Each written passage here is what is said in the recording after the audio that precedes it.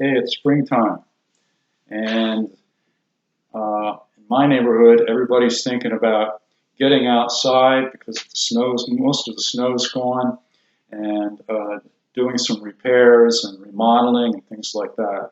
I'd like to read a few poems from my collection called Juice here, sort of about that, about houses and fixing things up and making things nice.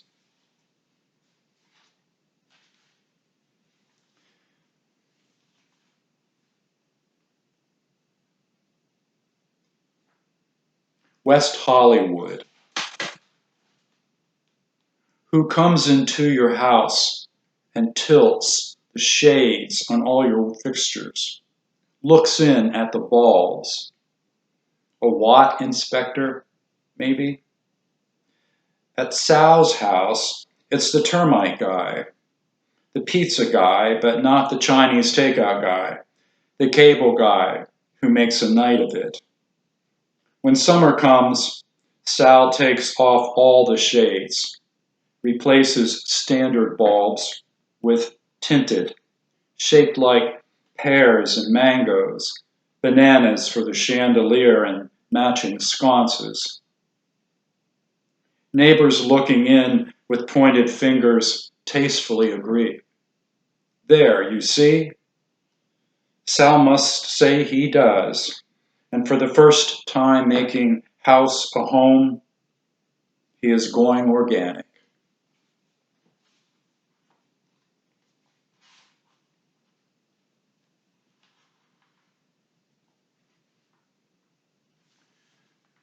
Deed.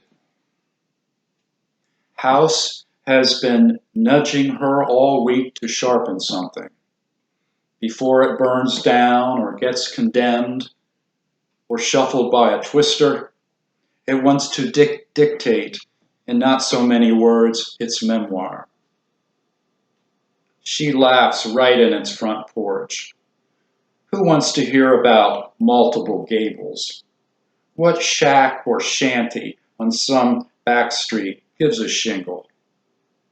But since it's sheltered her all these many years, she tells it, go ahead, spill. Truth comes out creak by creak. Who would have guessed you were hospice in the war? Whorehouse after, when the mine reopened.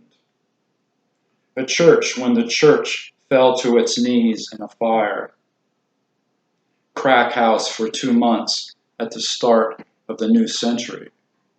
She gets it down on paper, paginated for an agent to flip through. Find pop, curb appeal, irregardless of location, listed a bestseller.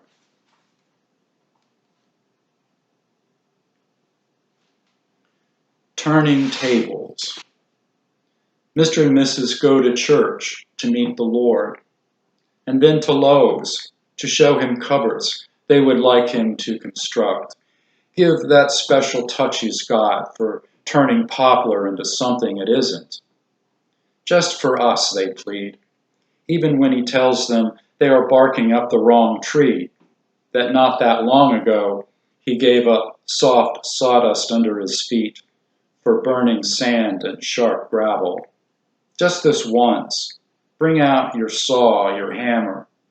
We need the perfect kitchen to stir up masterpieces.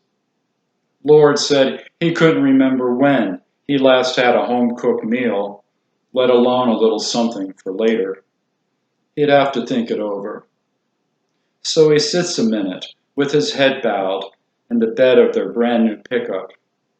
He asks if maybe he can go along home with them for supper, and to measure. They say, maybe later. And then the Lord says he'll spring for all the fish sticks they can eat down at Long John Silver's. Mr. and Mrs. confess it just doesn't get any better.